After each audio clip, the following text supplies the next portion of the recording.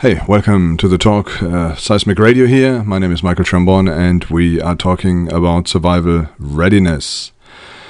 Okay, sounds all a little bit conspiracy and all a bit weird, but we just need to remember, last week, I think it's about a week ago, in Russia there was like a big alert where people were told what to do in case of war.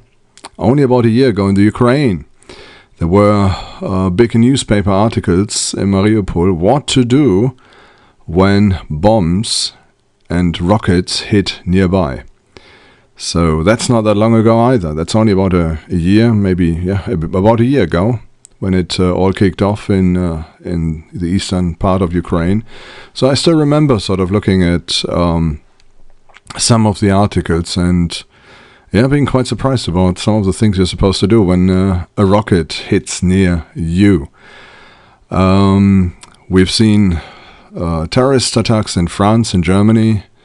We've seen them in America. So, what to do when things go badly wrong?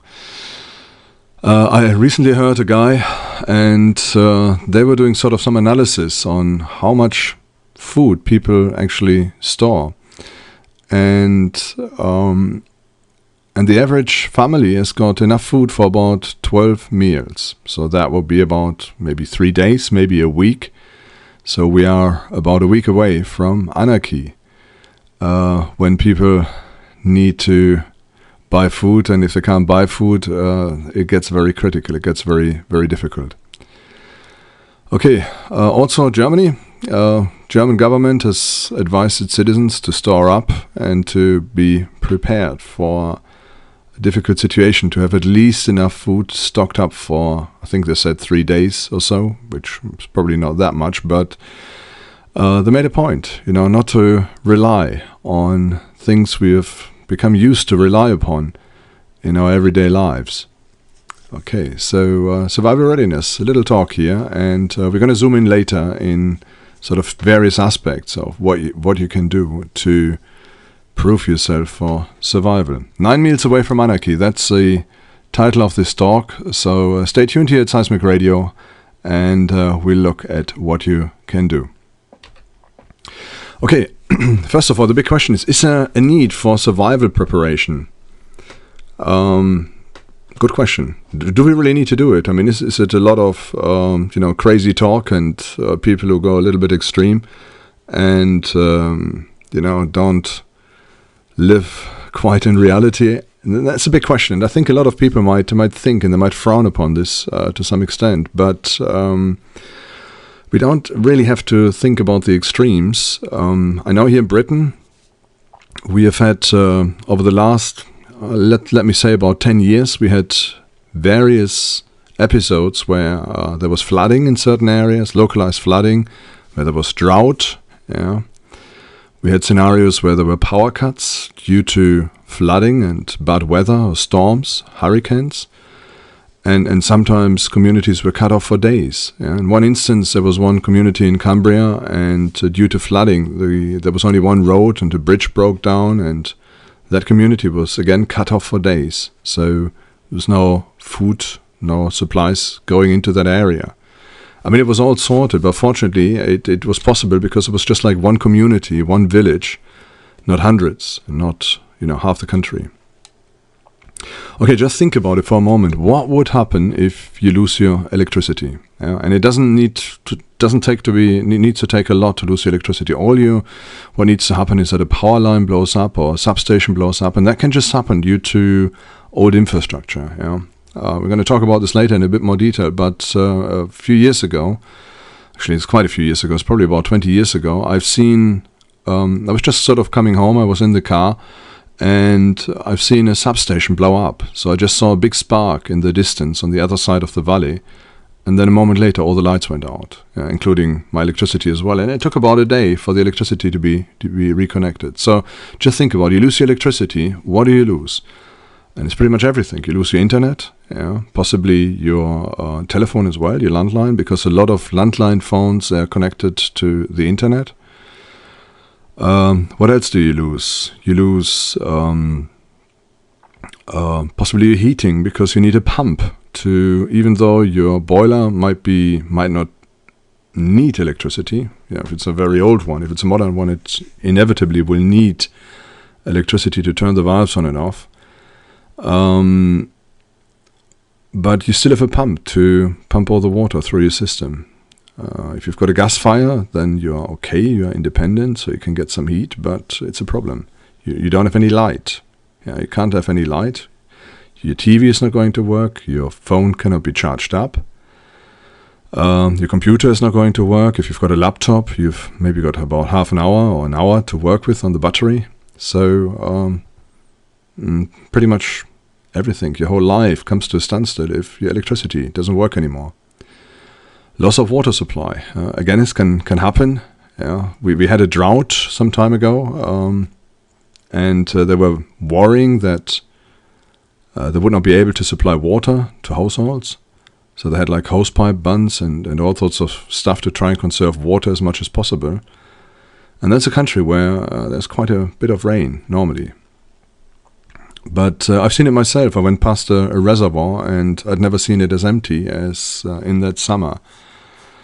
And it was quite scary to see. But fortunately the rain came back and things started filling up again. Loss of fuel supply. Just imagine no electricity in an area. There's now the pumping stations at a petrol station. The pumps won't work. So you won't be able to fill up your car. The cash register is not going to work. The communications for the cash register to pay by credit card will not work, possibly. And it's a problem. Loss of the internet. Just imagine how much today is depending on the internet and that the internet works. And again, if there's a universal power cut and the internet is not backed up with either UPSs, but again, they are time limited. They only last for a couple of hours, like an uninterruptible power supply. So it's a battery backup, but they only last for so long. If there aren't generators in place, local generators, then the internet is going to be down very shortly after that.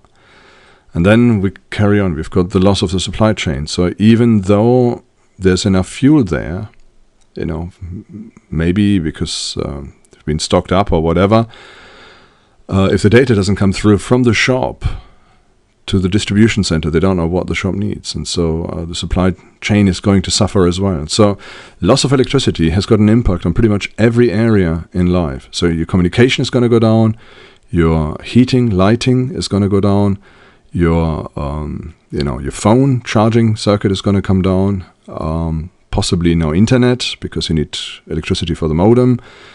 And maybe if this is a major thing, it's not just a localized outage, a major outage, you may find that not much is going to work. Not much is going to work. Even the internet on a central level is eventually going to go down. So it's just a question of time. So again, what can you do? We're going to look at this later. Causes for disruption, So obviously, the people who think that people who talk about this stuff are quite crazy. They will never see it. They think, politically we are relatively stable. It's reasonably peaceful. We don't have to worry about this stuff. The Russians are not going to nuke us, and the Iranians are too far away. And everything is nice, and actually that's a little bit of a naive attitude, because it's not just acts of war which can disrupt everyday life, but you can have very simple equipment failure. Like I mentioned before, a substation blew up here in the area where I live. It's just across a valley, and it affected the whole local area. Nobody had electricity. You can have industrial disputes, and we had this some time ago as well, that the lights went out. The miners were on strike. There wasn't enough coal for the power plants. The plants went down, and the lights went out. Not enough electricity for keeping the people going. Big problem. Then we've got weather occurrences, and weather seems to sort of go a little bit more extreme. So we get storms, we get floods, we get excessive heat and cold, we get snow as well. And that can disrupt, our supply. And this can be a cause of disruption. And I remember in Germany once there was ice rain, so there was really cold weather. Then the weather front changed, and it started raining. So warm weather moved over cold weather. It started raining, and so the rain fell down, and as it came near the ground, it started freezing straight away. And so you had trees breaking down under the weight of ice, which was suddenly, deposited on them through freezing rain. But also communication towers went down, and the whole infrastructure didn't go. I remember sort of looking at my car, and there was like a 2-inch layer of ice on the car. It was sort of entombed, and we had to wait for a few days for warmer weather to kick in. So in Germany, it was a bit like a national emergency. Schools were shut. A lot of services were shut because people just couldn't move. The roads were completely iced up.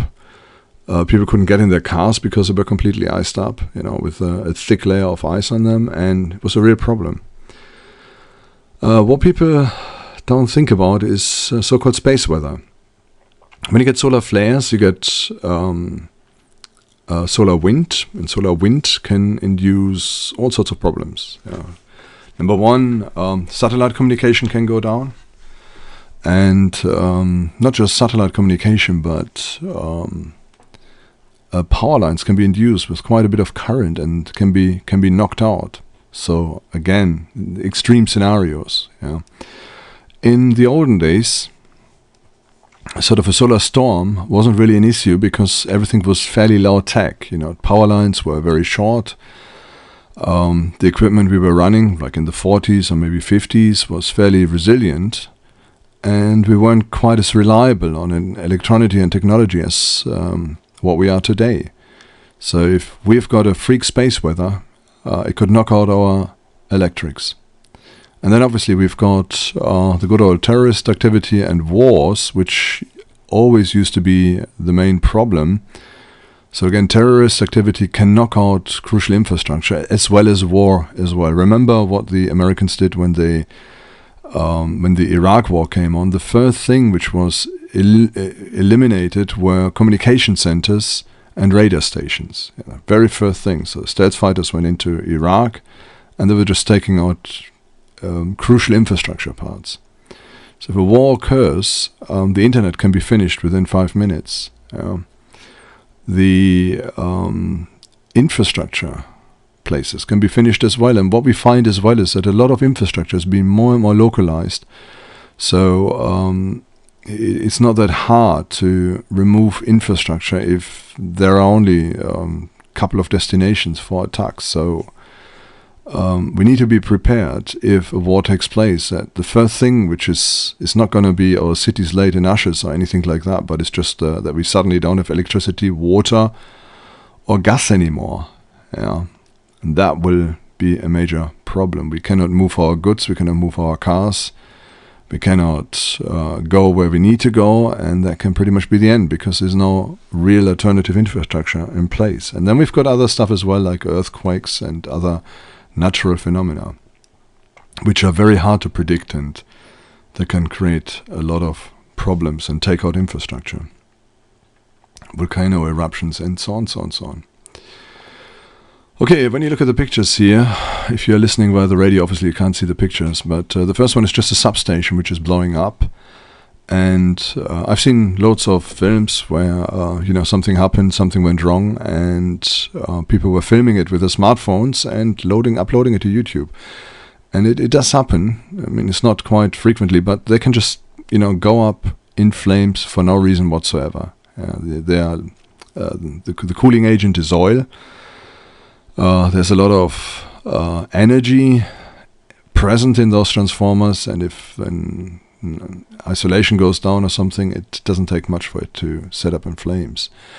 There's a picture of the sun with a massive solar flare, and this solar flare will generate huge amounts of energy, which are normally deflected with our magnetic screen around the Earth, but our magnetic canopy is weakening and has been weakening over the years. And so there's more chances of harmful and dangerous solar radiation to make it to the surface of the Earth and to induce freaky currents. Extreme winters as well, stuff being covered in snow. A couple of winters ago, I've seen this in America, where there was a huge amount of snow. And then we've got tornadoes and hurricanes, and obviously we've got war activities, taking place not just in the Middle East, but in Europe and in America as well. So we need to be prepared. And again, I'm going to come back to it. We're only 12 minutes away from anarchy unless we do something about it.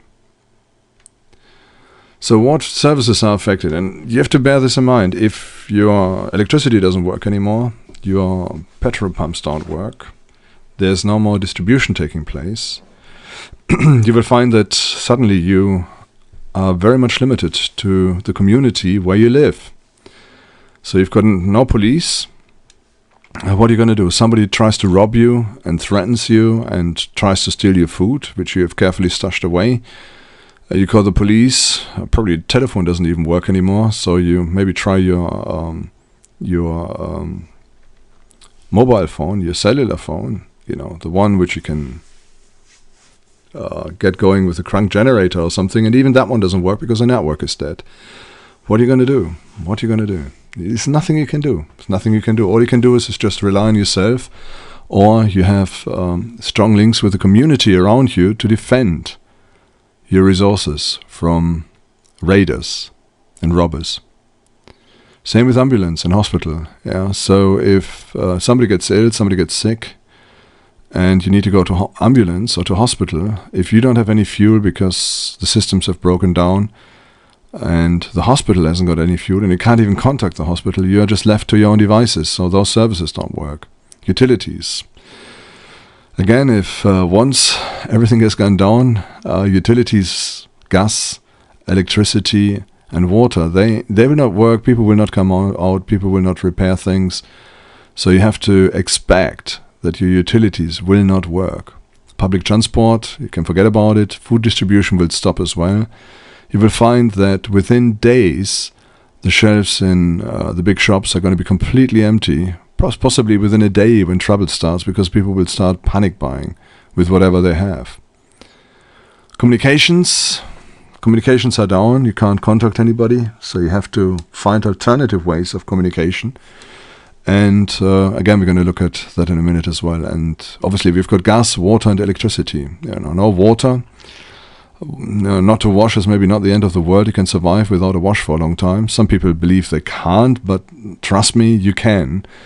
Not very well, and people can smell you from a mile away, but you can survive for quite some time without washing yourself. But you cannot survive without drinking water for more than a few days. And it's not an easy way to go. It's not an easy way to die. Gas, heating, keeping warm, you need to have plan B. So if gas is failing and electricity is failing, you don't have any source of heating, make sure you've got warm clothing, especially if it's wintertime, so that you can keep warm, even though the temperatures outside are very cold. And eventually your house inside will be very cold as well, and it will only take a few days for your house to cool out. And then you either have to find an alternative source for heat, or you have to keep warm by using other means. Okay, and again, communications. Think about telephone, internet, so it doesn't work. Your smartphone won't work. Even your postal or your Royal Mail service won't work, most likely, because they won't be able to get a guy to the letterbox to empty it and send your letters off. So all the infrastructure will go down, will not work. Shipping may not work, flying may not work, trucking may not work, and if you've got a car, you have to be very careful with whatever fuel you've got left, because you may not be able to fill it up that fast. Yeah. So things can go down very, very fast if crucial bits of the infrastructure are hit in a confrontation due to an act of war. Okay, let's go further. Your needs. We need to look at your needs. Let me actually go one slide before, and then we're going to go back. This is Maslow's hierarchy of needs. Here, right at the bottom, these are your most important needs. They're physiological. So that's about food, shelter, and clothing. So you need water, you need something to eat, you need somewhere to stay, which is protected from the elements, and you need something to wear, you need some clothes. And then the next need just above that is physical, safety. You need to be safe. Yeah. So there, and the thing is, we are right at the moment. We are right at the top of the pyramid for most of us in the West, and possibly in most parts of the East as well. We are looking for accomplishment, pride, growth. Look at me, look at who I am, and that's the thing. And then underneath we've got esteem, which is approval, recognition, and confidence. And then we've got the social side: love, belonging, friendship, and connection. But once the systems go down, you will go right down to the bottom two parts of the pyramid, where we've got safety needs, physical safety, and physiological needs: food, shelter, and clothing. So they are going to be the biggies. They're going to be the biggies. And sometimes we need to utilize social connections to protect one another, to protect them as well as they to protect us, if you can make it work. Okay, let's go back to the needs you have. I put safety right at the top, and the reason is that if things go really wrong, it doesn't take a long time for people to start looking for food, to start rummaging, and possibly to start threatening you as well, even with force or violence. And there's no point in calling 999 because the phone system won't work. There's no point, or 911 if you're in the States, or 110 if you're in Germany. The phone system just simply won't work, so there's no point in calling them. And if you get through and the phone system works, maybe they'll be so busy that it'll take them hours to come out, if they come out at all.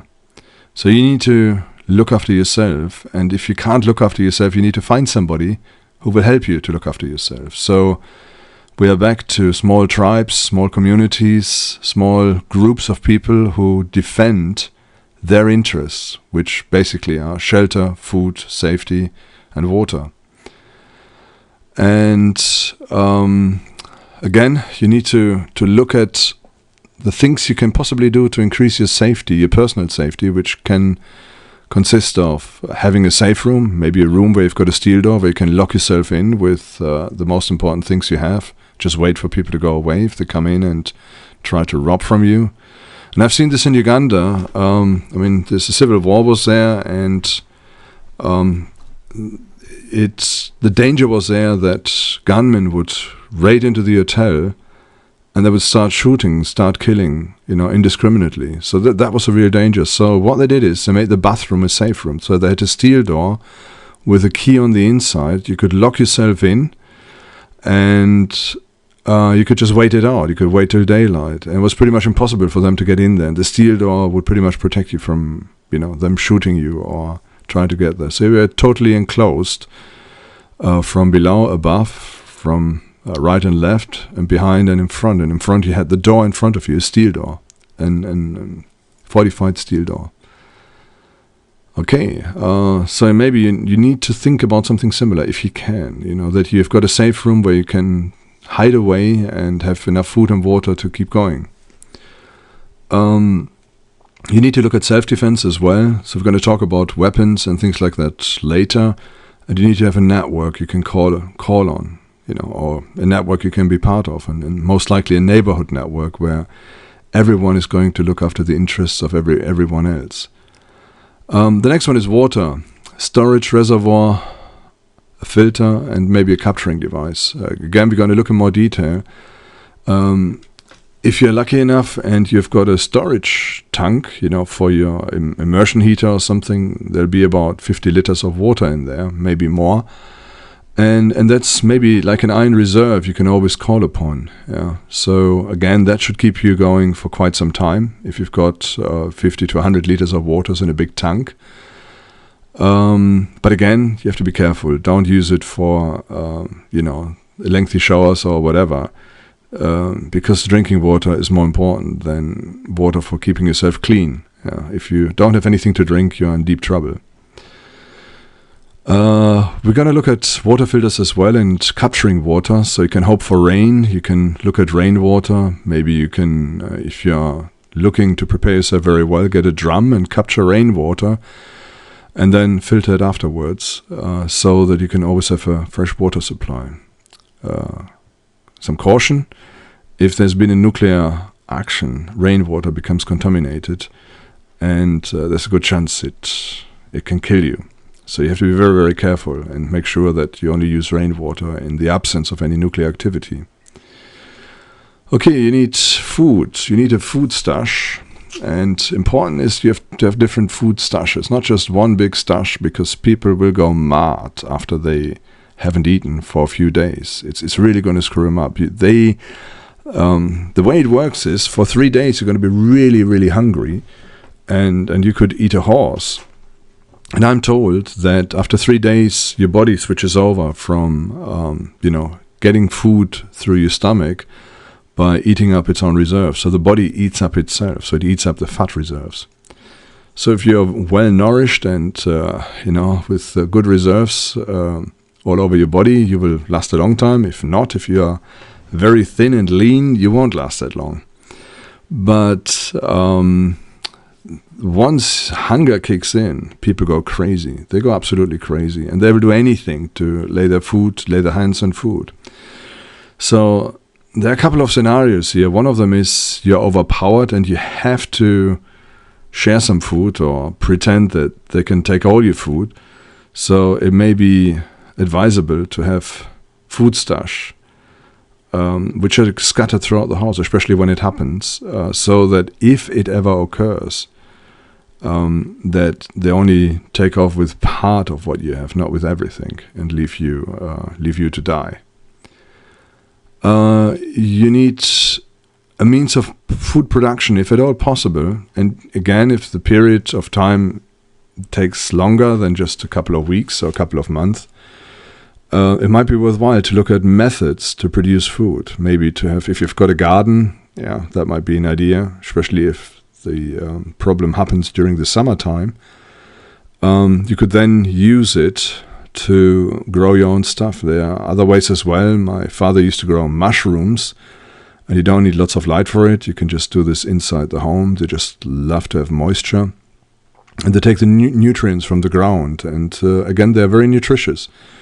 So he was growing loads and loads of mushrooms, and once they started growing, they came like crazy. So that could be an option as well, to keep some sort of protein supply, some sort of carbohydrate supply going.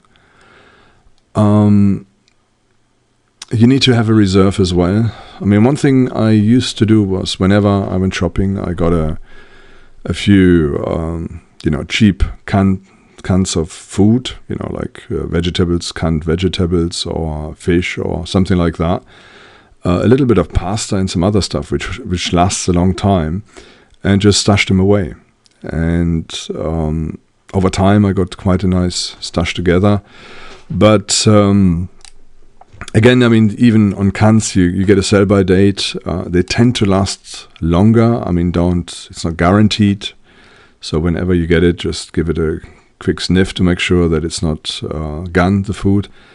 But they do last a long time. The next one is warmth. So you don't have any heating, potentially. If the gas goes, the electricity goes. What do you do?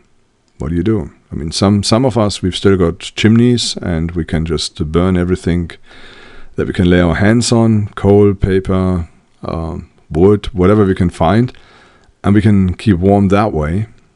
And that might be one option.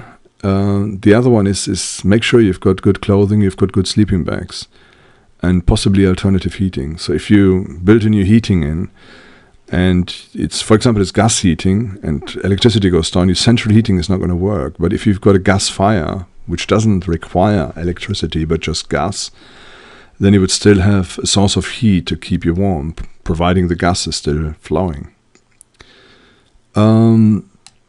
You need communications. Use alternative phones. Use phones from different networks. So in case one network shuts down, that you've still got the competitor, which may be still running. Try and get two-way radios. And I'm going to make a broadcast about this as well, just on radio equipment. It's something I know a lot about, so I can advise you a little bit of what to get and what to get in which country. Try and get some signaling means. So one idea might be to have a whistle, and to tell your neighbors that there are certain whistle commands. One is, I'm attacked, I need help, come with weapons. And maybe one signal is, I'm in trouble, I'm in distress, I'm ill, I need help. Something like that, so that you can blow a whistle and then try and call for help if necessary. Maybe a torch as well, like a flashlight, which you can use to indicate emergency signals. And then maybe radio and TV as well. Again, electricity may not work, will not be there, so TV will not work, but it should be, if at all possible, a good idea to have a radio. Have a radio with AM, because you can listen to transmitters longer away. Try and get a radio with shortwave as well, so you can listen to foreign services and possibly find out what's going on, especially if the domestic news service is on the ground and doesn't work anymore. Okay, you need local news as well with your neighbors, and two-way radios are ideal, so you can share quickly what's going on, make sure that your friends and neighbors are okay. The range is not that much in the UK or in Europe, depending on what system you go for, but in America there are some systems available where you've got quite a decent range. Okay, next one is light. What are you going to do with light? So the good old candle route may be an option, petroleum lamps an option as well, but you need petroleum, and I think the danger is you just forget to store it. I once stored petroleum and it seems to evaporate over the years. So I got a gallon can, and when I checked a couple of years later, there was half of it was somehow evaporated. You can use a wind-up light, for example. LED lights, there are loads of them around now. They use very little energy, but they give you quite a decent amount of light. There are solar lights as well, which charge up during the day and then give you a few hours of light during the night. And you've got gas lights as well, And I think the key for this is look at what's available out there. Get the the little lights you can crank up with a hand generator charging a small battery. So you don't have to worry about batteries, and also look at what's available at camping stores, for light options. And then the biggie is heating and cooking. Maybe you should, if it gets really, really bad, you should forget about your cup of tea and just drink water, pure water, and leave all the fuel you have for cooking, so that you can have a warm meal, if at all possible. And you can buy petroleum cookers, which work on petrol or gasoline if you're in America. You get sort of camping gas stoves. And again, the important thing is you've got like enough gas to keep you going in the little gas containers. And maybe think about stuff like a barbecue as well. So if you've got a barbecue, you can, pretty much burn anything, put a pot on it and start cooking whatever you have. So if you get some wood or some paper or newspaper or something like that, you can turn this into fuel and use it for cooking. Ideally would be, if you've got plenty of reserves of camping equipment.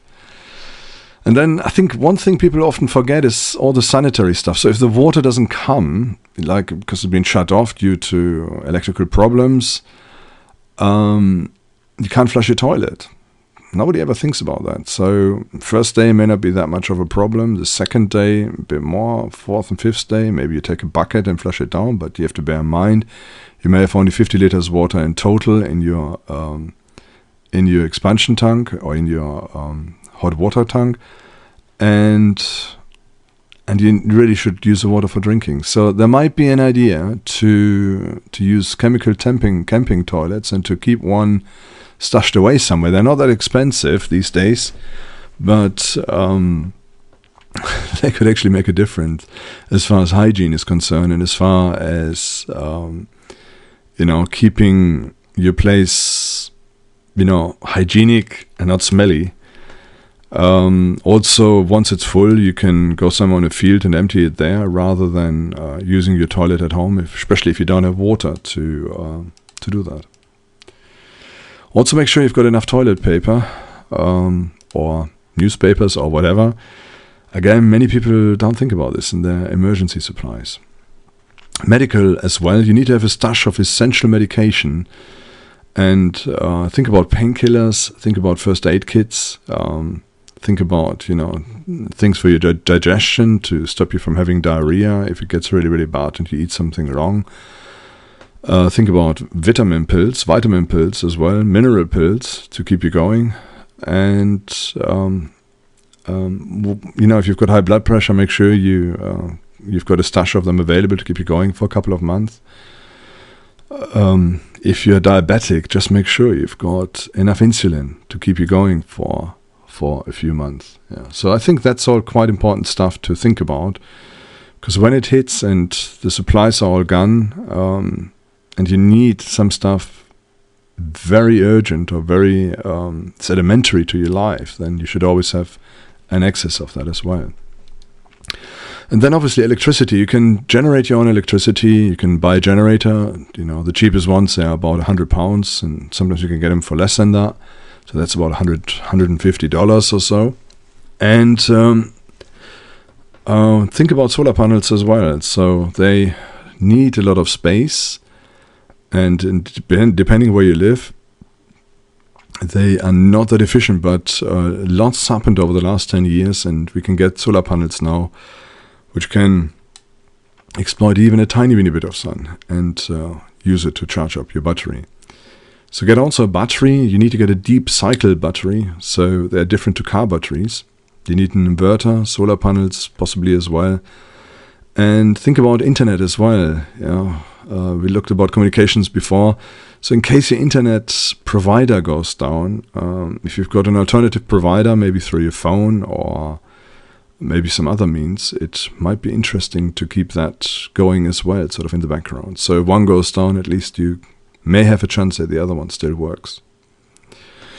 Okay, these are your needs. Let's have a look. Historical precedent. Did it ever happen? Did we ever have situations? And I'm just going to go through this list. We had, some time ago, really, really bad snow in Yorkshire. And it was quite interesting because we had a power cut at the same time. And I thought it's impossible for anybody to get through to try and fix this power cut. So I went downtown to try and get some food. Couldn't go to work, couldn't really do anything because there was a huge amount of snow on the road. You couldn't get out. Couldn't even walk. A huge amount of snow. And so anyway, I thought, okay, I have to get ready, power cut. What am I going to do? So I went to town, tried to buy as much food as I could to keep me going for a few days. And I met a neighbor coming up the road, and he told me it's no point going down because everything is gone. All the shelves are empty. People were panic buying. I went down to town. I just wanted to see it. I had nothing else to do other than sitting in a dark house without electricity. And it was true. It was true. The shelves were empty. People were just going crazy. They bought as much as they could because they thought, we don't know how long this is going to last. And they got everything they could lay their hands on. And that's a reality. So if something bad happens, be prepared that there's going to be a rush on the shops. And within hours, the shops are going to be empty. So it's better to be prepared to not having to go to the shop. I once saw a substation blow up on the other side of the valley, and followed by a power cut where I was affected as well. So that's just, in my own life. We had a fuel strike here quite a few years ago, and that actually got quite nasty. The government decided to put more and more taxes up, and people were very unhappy about it. And they started blocking the refineries. Within about 2 or 3 days, the nation was on its knees. There was no more petrol to be had in any of the petrol stations. If you tried to go for it, you had to wait for hours to, get near a pump. And it's even after, the refineries were opened up again, it took days for it to go back to normal. And then it started affecting the provision route. So most shops have just got a just-in-time storage solution. So when they sell a product, it just triggers something automatically. Then the truck's loaded up the next day with whatever is being sold. And so they refresh or restock the shelves with this just-in-time scenario. The problem of that one is because there are no stores, and from a shop's point of view, it makes sense because they rather have sales room than storage room. So if there are no stores, once the stuff is gone, it's gone. Yeah. So, and that can go pretty fast once people start panic buying. The strike fortunately was alleviated. The prime minister decided that he was going to get the army in, and some of the people got a bit worried about this, so they called the strike off. I remember there was an industrial dispute. I think it was an industrial dispute with electricity companies in California in the 90s sometime, and there were power cuts on a regular basis, so they were shutting off certain areas. And it's something to do with the pricing or contracts. I'm not sure what it was, but again, no electricity for hours on end. So what are you going to do? In another instance here in Yorkshire with icy roads, and again a personal story. I dislocated my shoulder, needed to get to a hospital for the arm to be put back in. Couldn't move my arm, couldn't move anything. I was kind of in a really bad way, and the ambulance couldn't come because it was icy. So they had to go really, really slowly, and took ages. A trip which should have taken them about 5 minutes took them about an hour and more. And then on the way to hospital, the same thing. It was just really, really difficult. There was once an ambulance strike as well here in England, and again the army stepped in. They did all the ambulance rides, but again there were a lot of delays, there were a lot of problems, and it was a difficult time. Then we've got political stuff. The Crimea, Russia annexed the Crimea. There wasn't any electricity generation on Crimea itself. So all electricity came from mainland Ukraine. And some of the Tatars who were pretty much upset about the Russians taking over Crimea, what they consider to be their territory, and they don't like the Russians very much due to historical issues, problems they had with one another. And they started blowing up the electricity pylons in the Ukraine, disrupting the electricity flow into the Crimea. And the Ukraine wasn't really that keen to restore electricity, so they dragged their heels over it and took their time. And the consequence was that 2 million people in the Ukraine were without electricity. Again, big problem. Yeah. So this can happen as well. We've got World War II, where whole infrastructures were razed to the ground. Again, at the time, people weren't quite as dependent as what we are today on electricity, so they just used it for lights mainly. I think cooking was mostly done with gas or coal at the time. Radios were around, but they weren't, that big a thing. I think some of them were still battery operated, so they weren't that dependent. They weren't that dependent on electricity. So it's there's plenty of historical precedent. It's not necessarily always war. Sometimes it's just weather or weather conditions or something like that, which generates a big problem, and we need to be prepared. What can you do? And I'm going to stop on this note. I'm just going to go through the list, and then later in another talk we're going to zoom into different parts and different aspects of this list. The first thing you need to do is you need to have a plan. You need to work out what you really want to do, what you really need. So what medication do you need? How much food do you need? How many people are you? How many people are you likely to look after, including your neighbors? It's very hard to turn the guy away who lives next door to you and say, go away, we don't want to feed you. Very, very difficult, yeah. So you always need to plan in excess of who you are and who your dependents are. You can get a water filter. You can buy them quite cheaply. I think Brita is one company, they do water filters. If you go to a shop, you can buy water filters. Just make sure you've got plenty of filters. If you get caught out and you haven't bought a water filter and you've run out of water and you want to make sure that the rainwater is not contaminated, the other ways of filtering water, I've seen some stuff in Africa where people use buckets filled with sand and charcoal, and they put a bottom in a hole in the bottom of the bucket, and they just pour dirty water in it, and it comes out fairly clean. and then ideally cook it. Make sure all the bacteria are killed off. But there are ways of making up your own water filter. It might be worthwhile to check it out on YouTube and see some of those examples which are there. You need to also think about capturing water. Maybe it's time to get a drum where you can have a huge amount of water and capture rainwater. It's not ideal, but if the water supply fails and you've got a drum sat outside full of rainwater, at least you've got a source of fresh water you can use to drink, to wash, to clean with. Okay, next one is weapons. Weapons, you need to check about the legality in your country. There's no point in getting locked up prior to a crisis. But they may be very important. And again, you have to have a very imaginary approach of what a weapon is. A weapon can be anything from a piece of iron to a screwdriver to a gun, to an electroshocker, a zapper. So it can be anything really. A weapon can be anything. And again, I'm talking from the UK.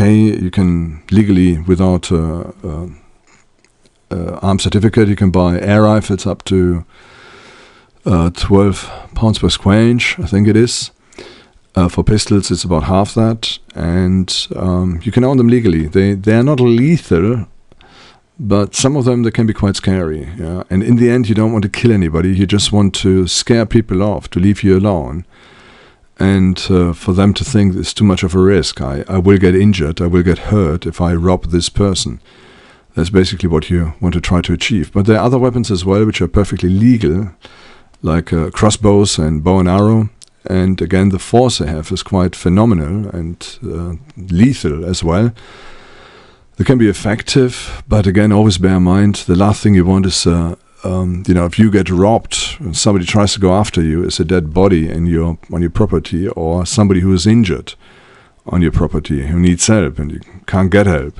So what you want is, you want people to get scared, you want them to run away, to leave you alone. You just want to be left in peace. So your weapon should be defensive, and they should divert the aggression away from you, and people leave you alone. Okay, I'm gonna make a film about weapons as well. So we're gonna have a talk about this: what weapons you can use, what weapons you can make, how you can protect yourself legally to stay within the law. Again, once society breaks down and there is no more law, it's a different story. Anything goes in those times, because in the end, nobody's going to protect you. Nobody's going to look after you other than the people around you, the immediate people around you. Okay, dried and canned food. Make sure you stock up a lot. And again, you have to make a plan. Do you think it's necessary to plan for a week, for a month, for 3 months, for a year, maybe for 7 years, maybe? I don't know. But you should make a plan, and you should decide on what you're going to do to try and keep yourself going for a reasonable period of time, to allow you time, to buy time to maybe find alternative strategies. Again, after the war, there was great food scarcity in Germany, and people were selling everything. The last thing they had, and they were going to farmers to buy something to eat. I heard the story of some guys when they were young. They were standing in front of the fields with baseball bats to try and protect it from people trying to steal during the night, potatoes or whatever was growing on the field. So times are hard. When this happens, when people get hungry, they are different. They're different people. Their civilization, culture, and everything goes out of the window. Okay, water reservoir. We talked about this earlier. Some means of storage. Trying to work on it. Have a source of heating: a camping cooker, fuel cooker, gasoline cooker, or petrol cooker, petroleum, or some other fuel as well. You can use newspapers, and you can turn them into briquettes. Sort of long-lasting, long-burning fuel. And again, there are lots of films on the internet how to do this, but we're going to look at this as well, possibly make a separate video about this. The next one is security. Make sure you've got good locks, you've got strong windows, you are protected, you've got a safe room just in case people breach your perimeter. Maybe you have CCTV systems, which again don't make much point if you don't have electricity. But once electricity comes back, you might be able to utilize them. Have an audio system which doesn't take that much energy and can possibly even be battery operated to see who's at the door, so you know whether to open it or not. You need a source of light. Look at different types of light you can get, low-powered light, but also get a high-powered torch. And there's a reason for that. You can use it as a weapon. So if somebody tries to attack you during the night, you can blind them with a high-powered torch and get important moments of control over them. Where you possibly can disarm them or threaten them for them to go away. You need a generator as well. There are obviously fuel, petrol generators. There are little hand generators for small items like torches and radios and things like that. Also solar. Think about solar. Have maybe a few solar panels you can use and use them to charge your batteries. Think also about battery maintenance and fuel storage as well. So if you've got a generator, there's no point in having a generator if you don't have fuel. And you have to bear in mind, once a crisis comes, fuel is probably very hard to get hold of. Very hard to get hold of. So it might be important to work out how much fuel the generator takes. Maybe at the same time, make the generator, use it to charge up your batteries. If you just keep it running for 1 hour a day, but you need to sort of make a plan. Look at the consumption of the generator. Look at how much electricity you need. Keep it running maybe for an hour. Charge up all your batteries, and then you can have light, radio, and maybe other things as well to keep you going. Look for communications, for two-way radios, for close-range communications. Even a whistle can be good. So if you're in trouble and you've got neighbors around you who are willing to help and you're willing to help them, whistle commands can be very effective. They can be heard over long distances and they can be very distinct as well. So you can have 2 blasts for help, come with weapons, and 1 blast maybe I'm in trouble, I injured myself, something like that. What I would also suggest is get a simple low-power cellular phone, which hasn't got a SIM lock, so you can use any SIM card with it, and it's easy to charge up. Whereas smartphones are a nightmare. They don't last very long as far as the battery is concerned, and maybe the internet is not going to work anyway. Also think about private networks. You can, if you've got a couple of geeks in the neighborhood, you can set up your own private computer network. If you have some independent electricity, maybe through solar panels or through a generator or batteries, you can then set up maybe a laptop or something like that, and you can have through connecting access points together, you can have some sort of mini internet where you can share information, talk to one another, and ensure everything is okay. And then, what else have we got? We've got night vision equipment and binoculars. Depends on where you are, where you're based, what the situation is. Night vision equipment is quite expensive, so you're looking at about $100, $200 or pounds. But it might come in handy if you feel there's a danger at night. Maybe you're in the countryside somewhere. So forewarned is forearmed. So you can prepare a lot better if you know danger is coming. People are coming to try to get you or to rob you. You should have escape equipment as well. So think about portable camping equipment. Maybe think about the most important stuff you can stick in a rucksack to keep you going, and to make sure you can eat and survive as well, just in case things go really bad. Maybe in an act of war, troops are coming in and you don't know whether there's a chance of survival once the troops go past you, or they might just kill you or put you into captivity. So you should have potentially some escape setup, a rucksack of some form where all the essentials are in to enable you to survive. Trading items, and obviously we talked about medical items as well. Very, very important. Make sure you've got a good stash of medical medication and things like that you really need to survive. Yeah. So bearing in mind, you probably will not be able to get to a pharmacy to get more of this stuff. The last one is trading items. Yeah. The reason why I mentioned this is what I found is that after the Second World War, when people had nothing to eat, they went to the farmers and they were trading things for food. Money had no value. Nobody was interested in money at the time. And I remember my grandfather, he had an illegal distillery and he used it for trading pretty much anything. So he was brewing alcohol, and people, love to drink and smoke at the time. So times were really, really hard. So he was trading things against alcohol, like food stamps and other stuff. And that became like a real currency. Also look at small silver and gold coins, which will still work when, the plastic dollar or plastic pound doesn't work anymore.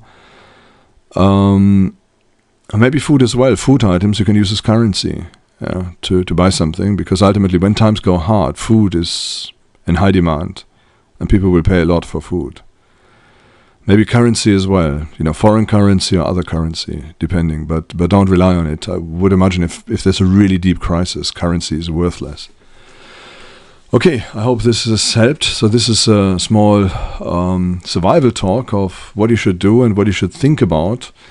We're going to zoom into a couple of areas in other talks. So we're going to look at water filters, possibly, a more detailed plan of what you can do. We're going to be looking at foods as well, what you can store. We're going to be looking at generators, fuel and solar.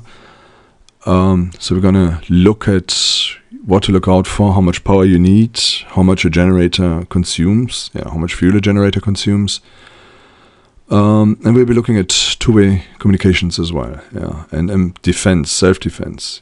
What can you do to try and defend yourself? What weapons are you allowed to use? And we're going to look at this as well. So more to come up on this series. Thanks for watching. I'm just going to quickly go through again. So we've got the historical things, and what else have we got? Causes for disruption. There's a need for survival. There's no question about this. And remember, we are 12 meals away from anarchy. If anything goes wrong, it takes less than a week for society to delve into barbarism, potentially. So it's a big problem. So better be prepared. God bless, and all the best from Michael here at Seismic Radio.